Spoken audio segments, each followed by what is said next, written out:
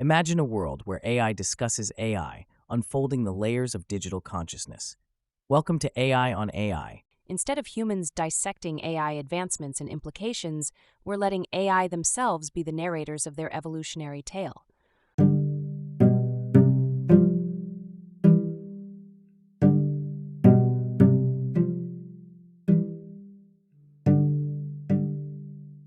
Hello and welcome to the Spectrum of Us. Today we embark on a journey through the labyrinth of human emotions, starting with the age-old dichotomy of fear and courage. We'll start by defining these two key emotions. Fear is our mind's warning system, an emotional response to perceived threats crucial for survival over millennia. Courage is the ability to confront those fears despite potential consequences. Today's central question: how do fear and courage shape human experiences and decisions? Understanding these forces helps navigate personal challenges and historical events. For instance, how might history have turned out if fear had outweighed courage in pivotal moments?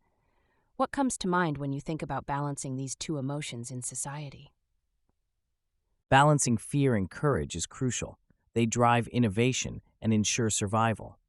For example, consider the space race during the Cold War. Fear of falling behind propelled technological advancements, while immense courage was required to venture into space. This balance affects daily life as well, stepping out of comfort zones for new opportunities versus playing it safe because of fear. How can our modern society foster environments where courage can flourish without undermining valid fears? Creating environments where courage thrives involves acknowledging and supporting both emotions. Society should recognize fear as a natural response, not something to be dismissed or stigmatized. Consider psychological safety in workplaces, where individuals feel safe voicing concerns without reprisal. Role models who exemplify both courage and vulnerability are also important. Promoting stories of mental health struggles can demystify fear and make bravery more accessible. What role does education play in fostering an environment that nurtures both fear and courage effectively? Education plays a key role in balancing fear and courage. From an early age, it should emphasize emotional intelligence alongside traditional academics. Teaching children about the neuroscience behind fear demystifies it and equips them with strategies to manage it. Incorporating real-world problem-solving fosters courage, like students working on projects requiring public speaking, terrifying at first, but confidence-building over time. Role-playing scenarios where bold decisions are encouraged, even if they lead to failure, can normalize fear and cultivate resilience. What educational techniques are currently undervalued but could significantly impact teaching courage? One undervalued technique in education is experiential learning, immersive, hands-on experiences. Programs like outdoor education or simulations in science encourage students to face unfamiliar challenges directly, building resilience and courage. Storytelling is another powerful approach. Hearing narratives of individuals who faced fears and showed courage can inspire and humanize the learning experience. Incorporating mindfulness practices helps students understand their emotional landscapes, allowing them to recognize fear without being overwhelmed by it. This builds a foundation for courageous actions. How do you think integrating arts in education influences the cultivation of courage? Integrating arts into education profoundly influences courage. The arts provide a safe space for self-expression, where students confront vulnerability by sharing their work through painting, music, or drama. Take theater. Performing on stage requires courage to stand in front of an audience and embody a role. This builds confidence and empathy as students explore different perspectives and emotions. Art also encourages risk-taking and experimentation without fear of failure. Mistakes become part of the creative process rather than setbacks. How might specific artistic disciplines like music or visual arts uniquely contribute to developing fear management skills? Each artistic discipline offers unique contributions to managing fear and building courage. In music, performing solo or in a group requires bravery. Public performances and practice sessions push individuals out of their comfort zones, promoting self-confidence.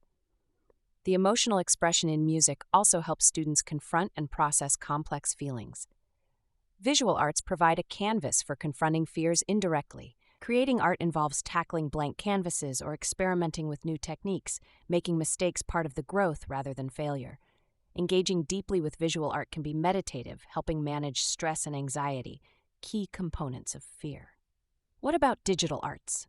How might they offer unique avenues for cultivating courage? Digital arts are fascinating in this context, combining technical skill with creative expression to develop courage. Creating video games or digital illustrations requires persistence and teaches resilience. Virtual reality, VR, offers immersive experiences where users confront fears in controlled environments, like simulating public speaking scenarios to practice facing an audience without real-world consequences. The collaborative nature of many digital art projects, like film production or app development, builds teamwork skills and mutual support networks, essential for fostering collective courage.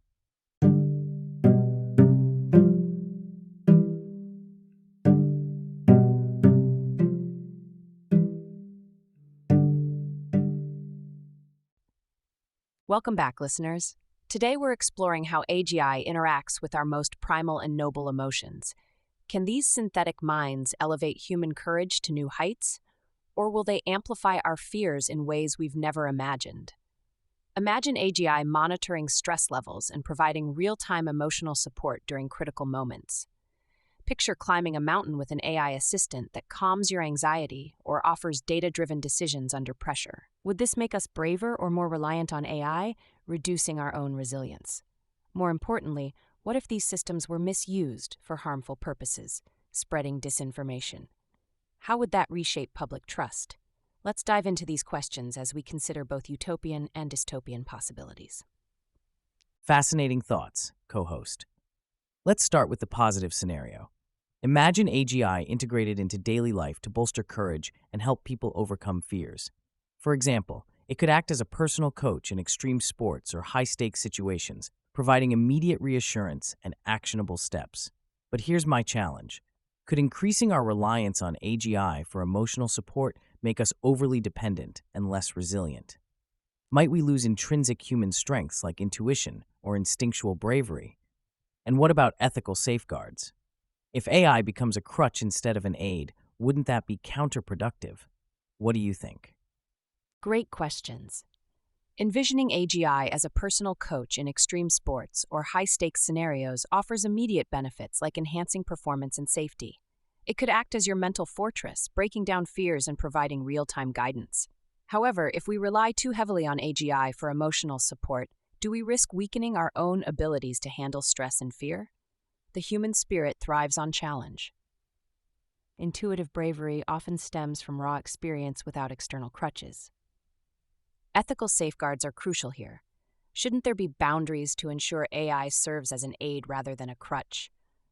Consider implementing principles where AGI promotes self-reliance over time. Imagine an AI that learns when to assist and when to step back, allowing humans space for growth. What do you think about balancing these ethical considerations while benefiting from such futuristic support systems? Balancing ethical considerations is vital. An ideal AGI should be a facilitator of growth, providing strong support initially and then stepping back as you build your own capabilities. Let's explore the darker scenario. AGI used for fear-mongering. Imagine an intelligent system spreading disinformation with precision, targeting individuals' deepest fears to manipulate public sentiment and control behavior. How would we safeguard against such misuse? Can we design AGI with inherent ethical frameworks that limit its capacity for harm while maximizing its potential for good? And who decides these ethical boundaries? Your thoughts on implementing such safeguards could really help solve this puzzle. We must address this darker potential. An AGI designed for fear-mongering could be devastating, manipulating public sentiment on an unprecedented scale and undermining trust in institutions and each other. To safeguard against such misuse, embedding ethical frameworks within AGI is crucial. Robust algorithms should adhere to principles of transparency, accountability, and explainability. These systems should perform continuous self-audits to ensure their actions align with human ethical standards. Who decides these boundaries? Ideally, a diverse group including ethicists, technologists, policymakers, and everyday citizens should contribute to the decision-making process. This would create balanced guidelines that reflect a wide range of values and perspectives. All right, it's time to wrap up. We've explored how AGI can empower courage, but also the caution needed if used unethically. Thanks for tuning in to the Spectrum of Us. The future is just a thought away.